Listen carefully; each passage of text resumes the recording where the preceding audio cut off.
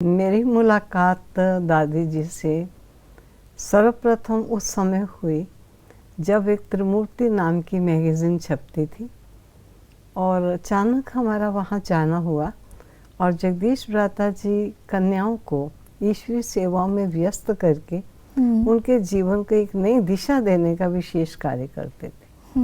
तो वो हमें कुछ ना कुछ इस मैगज़ीन के विषय में काम देते थे और हम वहाँ जाया करते थे। हाँ, दादी को देखते थे, दादी से थोड़ी सी मुलाकात होती थी, बस इतना ही काफ़ी था। आप कितने साल के थे तब? मैं समझती हूँ छोटी थी उस समय। मैं अभी शायद कॉलेज में आईपी कॉलेज में पढ़ती थी दिल्ली में, तो कॉलेज में जाना शुरू हुआ था जी। उस समय की ही बात है ये। जी। और जब हम वहाँ पर गए तो मुझे बहुत अच्छा स्वभाव लगता था दादी जी का। बड़े निर्मल स्वभाव की और बहुत शांत चित्त व्यवहार की थी। तो मुझे दादी से एक अंदर से प्यार था। परंतु कुछ समय हुआ, फिर हमारा जाना आना कम से कम हो गया क्योंकि मैगज़ीन के विषय में पूरा कार्य हो चुका था। फिर नहीं गए। जी। तो अचानक एक दिन मैं वहाँ गई। मैं कुल्लू से आई थी और मैं एक छोटी सी गिफ्ट लेकर आई थी, शॉल थी कुल्लू की। जी। तो मैंने सोचा ये दादी को देकर आती हूँ। तो मैं जब दादी के पास गई तो दादी हॉल में खड़े थे। मुझे देखकर प्यार से मुस्कुराया और मेरे गले में हाथ डाल करके जैसे कोई सखी अपनी सखी को हॉल से बालकनी में क्रॉस करते हुए वो अपने कमरे में ले गए और मुझे कहा कि चक्रधारी, मैं आज इस सेवा केंद्र में अकेली हूँ। अच्छा। क्योंकि मेरे साथ जो रहने वाली बहन थी वो दूसरे सेवा केंद्र पर चली गई है। तो क्या आप मेरे साथ रहोगी? तो ये शब्द सुनते ही मुझे ऐसा लगा कि कोई लॉटरी मिलने जा रही है। मुझे घर से इतनी परमिशन नहीं थी कि मैं सेवा केंद्र में रह सकूं। अच्छा। लेकिन बिना कुछ सोचे समझे मैंने कहा जी मैं आपके साथ रहूंगी। जी। कहा कब आ जाओगी? मैंने कहा कल ही आ जाऊंगी। अच्छा। और दूसरे ही दिन मैं छोटा सा बैग बनाया, मम्मी को से परमिशन ली और मैं सेवा केंद्र पर आ गई। अच्छा। और उस समय मैं आपको अनुभव सुनाना चाहूंगी। जी। जब मैं सेवा केंद्र पर आई दोपहर 2:30 पौने 3 बजे होंगे। गर्मी का मौसम था तो दादी जी चारपाई पर सो रहे थे। तो मैंने दरवाजा खोला, वो सो रहे हैं। अब मुझे क्या करना है?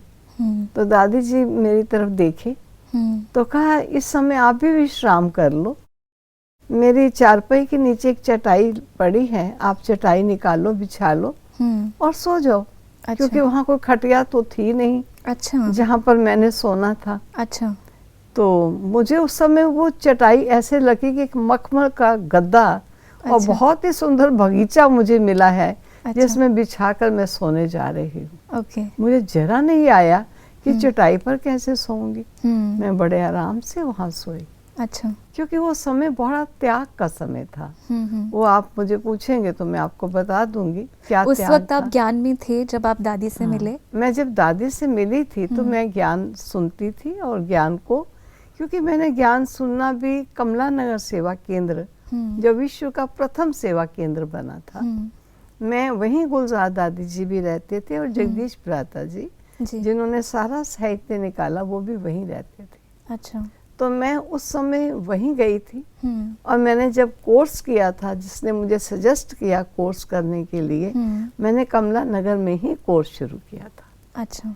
और जब मुझे कोर्स कराती थी उस बहन को सुदेश नाम था। वर्तमान वो जर्मनी सेवा केंद्र में रहती हैं।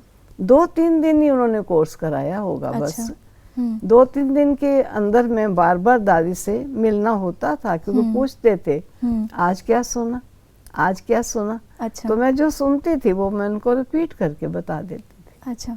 तो दादी के साथ जब आप वहाँ रहते थे तो आपका एक्सपीरियंस, कोई ऐसा अनुभव जो आपको आज भी याद है?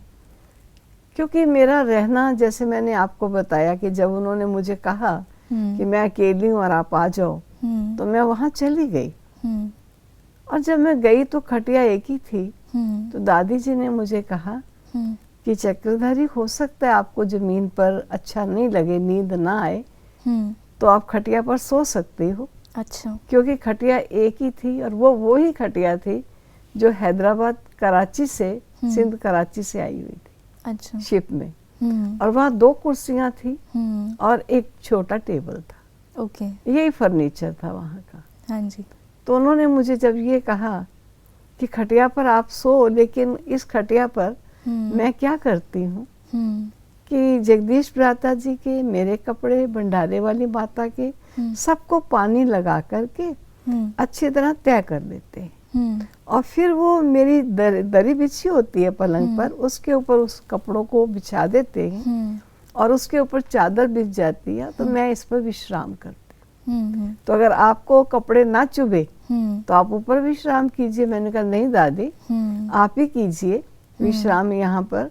लेकिन मुझे बड़ा आश्चर्य हुआ कि कपड़े प्रेस करने के कारण मैं पलंग पर सोती हूँ और ये सभी के कपड़े जब सुबह सोती हूँ या दोपहर शाम को सोती हूँ तो दूसरे दिन सबको प्रेस किए कपड़े मिल जाते हैं। तो मुझे समझ में आ गया कि मुझे भी अपने कपड़े यही प्रेस करने होंगे। तो मुझे कुछ आश्चर्य नहीं लगा, लेकिन ऐसा लगा कि सचमुच इतनी त्याग मूर्त महान विभूति जिन्होंने मुझे ये कहा कि अगर आपको जमीन पर नींद ना आए तो आप चारपाई पर आ जाओ। बिल्कुल। लेकिन चारपाई पर इस कार्य अर्थ में सोती हूँ, आपको कहीं कपड़े ना चुभे, ये भी मुझे साथ कह दिया। मतलब इतना केयरिंग थी वो। बहुत केयरिंग थी। तो जब आप समर्पित हुए, जब आपने डिसाइड किया कि मुझे अपना जीवन ब्रह्म कुमारी इसमें देना है, तो दादी का कितना योगदान रहा वो डिसीजन लेने में? क्योंकि मैं जब घर से आई थी तो नेचुरली ये है, मैं एजुकेशन शिक्षा लेते ही मैंने ये डिसीजन ले लिया कि मुझे ईश्वरीय जीवन जीना है। मैंने ग्रेजुएशन की पूरी और मैं उस समय मन में ये संकल्प लेकर आ गई कि अब मुझे ईश्वरीय जीवन ही बिताना है, इसके अलावा मुझे अपना समय कहीं और नहीं ले जाना है जी। तो दादी ने मुझे बहुत कुछ सिखाया। क्योंकि घर में स्वाभाविक है, जब बच्चे पढ़ते हैं तो माँ बाप काम भी नहीं करने देते, पढ़ाई पर ध्यान दो, हम कर लेंगे। बिल्कुल। और मम्मी हमारी काफी हष्टपुष्ट थी, नौकर आदि थे, तो वो काम कर लेते थे, हमें काम करने की जरूरत नहीं पड़ती थी। तो दादी ने मुझे आज तक, मैं कहूँगी कभी भी हो, उन्होंने मुझे कह कर कुछ नहीं सिखाया। मान लीजिए अभी डस्टिंग करनी है तो वो मुझे कहते नहीं थे डस्टिंग कर लो, क्योंकि झाड़ू लगाने के लिए माताएं थी जो आने वाली थी, बड़े प्यार से झाड़ू लगाती थी और पोछा लगाती थी, लेकिन डस्टिंग तो हमें करनी चाहिए जी। तो दादी डस्टिंग करने शुरू करती तो मैं उनसे कपड़ा लेती, दादी ये डस्टिंग तो मैं भी कर सकती हूँ, प्लीज अच्छा। ये मुझे दे दीजिए। अच्छा। तो मैं डस्टिंग करना शुरू कर देती। तो मुझे पता चल गया कि झाड़ू से पहले मुझे ये डस्टिंग करनी जरूरी है। तो झाड़ू उसके बाद लग जाती थी या पोछा दे लगाते थे तो डस्टिंग मैंने पहले करनी, तो मैं करना शुरू कर देती। सेवाओं की अगर बात करें तो दादी के साथ आपके अनुभव कैसे रहे? सेवाएं आपने इंडिया से बाहर, भारत के बाहर भी बहुत सेवाएं की हैं, तो वहाँ के एक्सपीरियंस दादी के साथ कैसे रहे आपके? मैं पहले कहूँगी कि दादी के साथ जो मेरे एक्सपीरियंस रहे, क्योंकि मैं 12 वर्ष ही लगभग दादी के साथ रही। अच्छा। और इन 12 वर्षों में भारतवर्ष में जो सेवाएं होती थी जी। जगदीश भ्राता जी का दिमाग किसी भी विषय पर बहुत ही अच्छा चलता था। और वो कोई विषय अगर कोई लेक्चर का होता तो वो कहते कि मैं लेक्चर आप लोगों को लिखा दूंगा, आधा लेक्चर आप करना, आधा गुलजार दादी जी करेंगे। अच्छा। तो हम नोट कर लेते थे। ओके। और दादी भी अपना लेक्चर का साइज जितना उनका हिस्सा होता था वो नोट करते थे। मैं देखती थी, मुझे काफ़ी टाइम लगता था उसे याद करने में, ताकि ठीक से मैं वो बातें जो मुझे सुनाई गई मैं ठीक से सामने पब्लिक को दे सकूं। लेकिन दादी मुझे कहती थी अच्छा अभी आप सुनाओ मुझे क्या जगदीश भाई ने कहा। अच्छा। मैं सुनाती थी जो उनका पार्ट होता था। तो वो केवल मात्र 5-6 शब्द केवल लिख लेते थे। वो 5-6 शब्द पूरे का पूरा जो लेक्चर आधा होता है वो पूरा उनका लेक्चर उसमें आ जाता था। ओके। और एक ही बार सुनते थे। मैं कहती थी आपको तो इतनी जल्दी याद हो जाता है, मुझे तो याद करने में बड़ा टाइम लगता है। तो मुझे लगता है दादी का दिमाग जो था वो बहुत तेज था। इसमें दादी जी ने मुझे एक बार ये भी कहा कि मुझे जब मैं छोटी थी तो मेरी मौसी, वो रुक्मिणी दादी जी जो रजौरी गार्डन सेवा केंद्र की इंचार्ज रही और बाद में असिस्टेंट इंचार्ज रही, दिल्ली जोन को उन्होंने संभाला। तो कहा कि मैं जब छोटी थी तो रुक्मिणी दादी मुझे पढ़ाती थी और कई बार मुझे डांटती थी। तो मुझे समझ नहीं आता कि मुझे डांटती क्यों थी। मैं कोई ऐसी नालायक तो नहीं लगती थी, क्योंकि मुझे बात तो बड़ी जल्दी समझ में आती थी जी। तो ये उन्हें भी मालूम था कि मेरा दिमाग इस बात को जल्दी से ग्रास्प करता है और मैं हर बात को जल्दी से समझ जाती हूँ। तो मैंने देखा कि वो कोई भी बात को बहुत जल्दी समझते थे जी। और बहुत इतना सुनाते थे, जब उस बात को अपना बनाकर इतने एक्यूरेट शब्दों में जब सुनाते थे तो ये कोई समझ नहीं सकता कि किसी ने इनको ये पॉइंट्स बताए और ये उन पॉइंट्स को हमें सुना रहे जी। मैं भी कोशिश पूरी, मैं भी ऐसा ही समझती थी। दादी को देखकर मैं भी सीखती गई कि चाहे मैं पढ़ती हूँ या मैंने किसी का लेक्चर सुना है या मुझे किसी ने सुनाया है तो मुझे उसे अपना बना करके मुझे सुनाना है। ये नहीं कि ये चीज उनकी है तो मैं उनकी चीज समझ करके जैसे किसी को दे रही हूँ तो किसी के हृदय में कैसे स्पर्श करेगी। बिल्कुल। तो दादी की बात उनके हृदय में स्पर्श करती थी तो मैंने दादी से ये सब चीजें सीखी। बिल्कुल। और दादी से एक बात मैंने बहुत अच्छी सीखी, क्योंकि क्लास जब हमारी होती है जी तो पहले मुरली जिसे हम कहते हैं, हाँ प्रतिदिन का डिस्कोर्स है जी, तो मुरली पहले चलती है जी। लेकिन दादी हमेशा मुरली से पहले कुछ ना कुछ 10, 15, 20 मिनट सुनाते थे ओके। और इतनी सुंदर बात सुनाते थे कि मुझे ऐसा ही मालूम था कि दिव्य साक्षात्कार में इनको बाबा सुबह सुबह बताते ओके। और ये फिर क्लास में सुनाते हैं और उसके पश्चात मुरली कभी वो पढ़ के सुनाते थे और धीरे धीरे उन्होंने मुरली मुझे देनी शुरू कर दी कि आप मुरली पढ़ के आप सुनाओ, मैं पहले क्लास करा दूंगी। ओके। आपने साक्षात्कार की बात की, इसकी जो वो दादी ट्रांस में जाते थे, जो उनका जब पार्ट शुरू हुआ ट्रांस का, तो आपने कभी उनसे उनका अनुभव पूछा कि जब वो ट्रांस में जाती हैं तो कैसे बाबा से कनेक्ट होती हैं, कैसे मैसेज लेकर आती हैं? नहीं, मैं पूछती थी जी। दादी आप जब ध्यान में जाते हो तो क्या अनुभव होता है? जी। मैं भी समझती थी मुझे भी कुछ ऐसा एक्सपीरियंस होना चाहिए। तो दादी मुझे कहती थी ये कुछ मेरा प्रयत्न या मेरा पुरुषार्थ नहीं है, ओके। ये वास्तव में देखा जाए तो बाबा की देन है। क्योंकि बचपन में मुझे जब ये गिफ्ट मिला तो दादी उस समय का मुझे एक्सपीरियंस सुनाते थे कि हम छोटे बच्चों का हॉस्टल बाबा ने बनाया था। अच्छा। और 80 बच्चे थे हम, बड़े भी थे बच्चे भी थे। बड़ों का अलग स्थल था और बच्चों का हॉस्टल अलग था। तो कहा कि बाबा ने शुरुआत में हम लोगों को कुछ नहीं कहा, साइलेंस में रहना। अच्छा। अब साइलेंस का अभ्यास करना है तो हम बच्चे हैं लेकिन बच्चों को भी जैसी शिक्षा मिलती थी वैसा ही करते थे। राइट। तो कहा लेकिन बच्चों में शैतानी के संस्कार तो होते ही बिल्कुल। तो कहा हमारे वहाँ पर जो सेवा केंद्र था, स्थान था हेडक्वार्टर का, तो वहाँ बाहर बालकोनी थी। अच्छा। तो बालकोनी बाहर जैसे पड़ती है सड़क की तरफ, उसमें कुछ सीमेंटेड फ्लावर वास बने हुए थे, दो इधर और इधर। तो कहा एक बहन उसमें बैठ गई, एक उसमें बैठ गई। अब वो गिर सकते हैं बिल्कुल, लेकिन हम दोनों शैतान हैं, बच्चा चुप रहना है, करे क्या, कुछ तो करेगा ही। तो हम दोनों बैठ गए। हाँ। और अचानक देखा तो मुझे नहीं मालूम मैं गुम हो गई। अच्छा। और जब मैं गुम सी हो गई तो कहा मुझे पीछे ये सब बातें पता चली। तो वो छोटी बहन थी, छोटे छोटे दोनों थे, 10 साल के, 9.5 के, बस इतने ही होंगे। तो कहा कि वो घबरा गई जब उसने देखा मैं चुप पड़ी हूँ और नहीं बोल रही, नहीं आंखें खोल रही।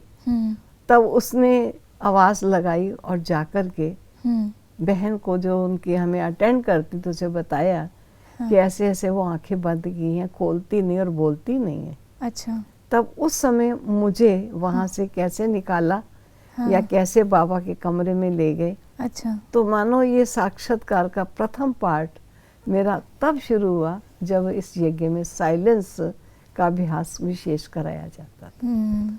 और दादी वैसे भी अपना अनुभव सुनाते थे कि जब मैं साक्षात्कार में जाती हूँ तो मुझे ऐसा लगता है कि बैठी हूँ यहाँ, लेकिन बैठे बैठे एक कोई सामने अचानक कोई दृश्य आ जाए तो कई बार मुझको झटका सा लगता है।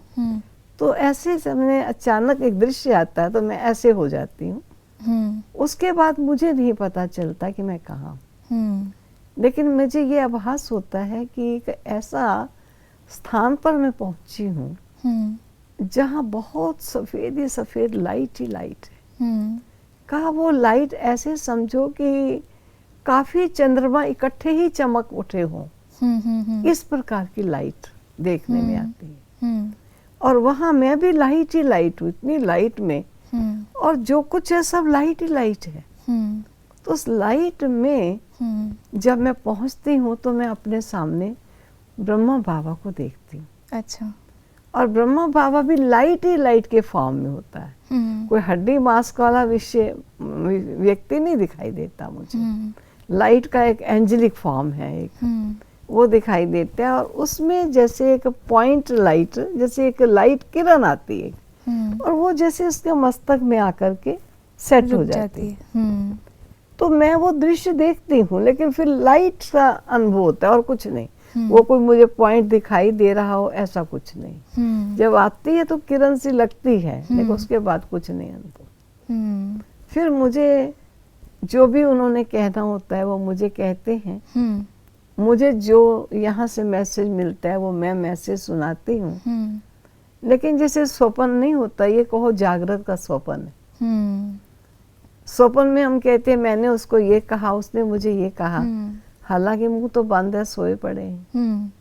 ठीक इसी प्रकार का मुझे अनुभव होता है कि मैंने बाबा को कहा, बाबा ने मुझे ऐसा कहा, लेकिन वहाँ वचन नहीं है, टॉकी नहीं है, वाइब्रेशन से, वाइब्रेशन भी नहीं, मूवी है। अच्छा। होठ हिलते हैं, जैसे मूवी चलती है तो मूवी हम कैच कर रहे हैं। अच्छा। मैं बाबा जो कह रहा है मैं कैच करती हूँ। ओके। और मैं जो उनको कहती हूँ वो मेरी बात को पूरा कैच करते हैं, ऐसा है। तो इस प्रकार हमारी कन्वर्सेशन चलती है, या जो भी उन्होंने मुझे बात कहनी होती है मैं बात सुनकर आती हूँ, समझ कर आती हूँ, और फिर मैं जब वापस आती हूँ ऐसा लगता है मैं वापस आ गई, क्योंकि उस समय वो जो लाइट का वतन था, जो लाइट की वो दुनिया जिसमें लाइट का आकार ब्रह्मा बाबा थे या मैं लाइट के आकार में थी, ये सब दृश्य जब पूरा हो जाता है तो वो चीज़ें नहीं है। तो फिर मैं जैसे यही 5 तत्वों की दुनिया में अपने को देखती हूँ। तो फिर मुझे वो जो शक्ति, वो शांति, वो जो एटमॉस्फेयर मुझे अट्रैक्ट करता रहता है। उस समय मुझे ऐसा लगता है मुझे नहीं बोलना आवाज़ नहीं निकलती। दादी वैसे भी बाय नेचर ही बहुत शांत थी, थोड़ा कम बोलते थे, वो शांत रहते थे, थोड़ा गंभीर थे। तो ऐसा कभी आपको लगा कि नहीं, मतलब उनसे कभी आपको लगा हो कि ये बात नहीं करनी चाहिए, या थोड़ा डर लगा हो कोई बात करने में, क्योंकि वो बहुत गंभीर रहते थे, कम बोलते थे? लेकिन उनकी गंभीरता ऐसी नहीं थी जो किसी को डराने वाली हो। उनकी गंभीरता में अपनेपन की फीलिंग बहुत थी, स्नेह था। और स्नेह के साथ बहुत कुटिलता नहीं थी। जैसे बड़ा भोला सा कोई होता है तो उससे डर क्या लगेगा। राइट। हाँ, ये जरूर होता था कि कोई बात मुझे पूछनी और जो मैं समझती हूँ लॉ के अनुसार राइट नहीं है, लेकिन वो बात ऐसा लगता है कि लॉ के विपरीत है, वो ईश्वरीय लॉ शायद नहीं कहता जी। अब मैं उनसे पूछूं और वो मुझे क्या उत्तर देंगे, तो इससे मैं थोड़ा सा शांत हो जाती थी। ओके। तो शांत होकर मैंने एक बार बाबा को, साकार बाबा को मधुबन में पत्र लिख दिया जी। पत्र में लिखा कि बाबा मुझे कभी कभी अपने लौकिक घर में जाने का दिल होता है, लेकिन मुझे दादी जी से इस बात को पूछने का संकोच आता है। अच्छा। कि दादी मुझे क्या कहेंगी, क्योंकि मैं समझती उचित नहीं है। लेकिन प्रारंभिक जीवन था तो मुझे आकर्षण होता था जी। तब बाबा ने गुलजार दादी जी को ही लिखा अच्छा। कि बच्ची को तुमसे ये बात पूछने में डर लगता है, संकोच करती है, इसलिए इसे घर जाने का कभी भी मन हो तो उसको जाने देना। अच्छा। तब दादी ने मेरे से कहा, आप मेरे से डरते हो? अच्छा। मैंने कहा, नहीं दादी, मैं डरती नहीं हूँ, लेकिन मुझे लगता है कि ये सही नहीं है। सही नहीं है। लेकिन आपको मैं वो बात जो सही ना हो और मैं कहूँ तो उससे मैं थोड़ा सा घबरा जाती हूँ। जी। तो दादी ने मुझे समझा, मैंने दादी जी को समझा। बिल्कुल। ऐसे एक दो के क्लोज बहुत थे, हमारी दूरी नहीं थी। मतलब कम बात में सरल चित्त होके वो अपनी बात समझा देते थे, आप अपनी समझा देते थे। ऐसा रहता था। हमने कभी भी अकेले खाना नहीं खाया होगा। ओके। मैं 12 साल तक भी रही। हाँ जी। लेकिन हम इकट्ठे ही खाना, मॉर्निंग खाएंगे या इवनिंग खाएंगे, इकट्ठे ही दोनों ही खाना खाते थे। जी। वो ज़रूर था कि शुरुआत में वो खाना बहुत थोड़ा, छोटी छोटी चपाती होती थी, बहुत छोटी सी। अच्छा। और मैं घर से आई थी और पंजाब की रहने वाली वहाँ थोड़ी बड़ी रोटी बनती थी और परोठी ज़रा बनती थी, मोटी भी थोड़ी होती थी जी। तो मुझे लगता था दादी इतने बड़े हैं, हाँ। अगर वो इतनी इतनी दो खाते हैं तो मैं 3 खाऊं तो अच्छा नहीं लगता। हाँ। मोटे बनवाऊं तो अच्छा नहीं लगता, तो मैं 2 ही खाती रही। 2 भी नहीं, कई बार 1.5 ही खाती थी, क्योंकि दादी से कम खानी चाहिए मुझे। अच्छा। तो उससे मेरी तबीयत थोड़ी खराब होने लगी। ओके। क्योंकि खाना थोड़ा कम हो गया। जी। लेकिन मैंने दादी को नहीं बताया। अच्छा। परंतु हमारे भंडारे में एक माता थी, वो भी पंजाब साइड की थी जी। जो सारी किचन संभालती थी। तो उसने मुझे कहा कि आपको दीदी कुछ है नहीं, बीमारी कुछ नहीं है, आपका खाना ठीक नहीं। ओके। इसलिए आपको घी आप मंगवा लीजिए, मैं आपको ठीक से बना के खाना खिलाऊंगी, आपकी तबीयत ठीक हो जाएगी। जी। तो दादी को इस बात में भी कोई इतराज था ही नहीं। उनको तो ऐसा भी नहीं था कि मैं छोटी खाती हूँ, उनको इस बात का भी नहीं था। 1.5 खाती हूँ, इस बात का भी नहीं था, क्योंकि वो लौकिक जीवन जानते ही नहीं थे। जी। लौकिक दुनिया उन्होंने देखी ही नहीं है। काफी कम उम्र के थे जब, छोटे से थे, 8 साढ़े 8 साल के तो आ गए। तो वो कैसे ही अंदाजा लगाएंगे कि घर में ये बच्चे कैसे चलते हैं, जी, यज्ञ में कैसा चलना है। लौकिक में नहीं रहे फिर भी उन्होंने इतनी आत्माओं को पालना दी है। हाँ, ये पालना उनकी जो थी सच्चे मन की पालना थी, जीवन की श्रेष्ठ धारणाओं की पालना, ईश्वर के साथ प्यार और ईश्वर के यज्ञ से प्यार की पालना थी, जो पालना हमें इस जीवन में आगे बढ़ाने के निमित्त बनती। शायद यही कुछ क्वालिटीज़ थी जिनके कारण मुझे लगता है परमात्मा शिव ने उनको निमित्त बनाया और आज वो संपूर्णता की तरफ पहुंची हैं और इतने दिलों पर उन्होंने राज किया है और हम सबको भी उनसे बहुत प्रेरणा मिलती है। क्योंकि वो कभी ये नहीं समझते थे कि ये मेरे कारण, वो कहते थे मैं तो कुछ भी निमित्त बनाता है बाबा, लेकिन सब कुछ बाबा स्वयं करता है। जी, उन्होंने कभी मैंपन नहीं रखा जी, कभी महिमा स्वीकार नहीं की और उस बड़े सरल स्वभाव से कहते थे, कोई कुटिलता नहीं बना करके कि बाबा सब कुछ बोलता है, करता है, मुझे तो केवल निमित्त बनाता है और मुझे तो आराम देता है। मैं इतनी गहरी नींद सोकर आती हूँ, रेस्ट करके आती हूँ। हम कहते हैं दादी इतनी देर आप बैठे, आप थक नहीं गए होंगे? हाँ। कहा थकूंगा तब जब मैं बैठी हूँ, मुझे तो बाबा ने सुला दिया। कर दो।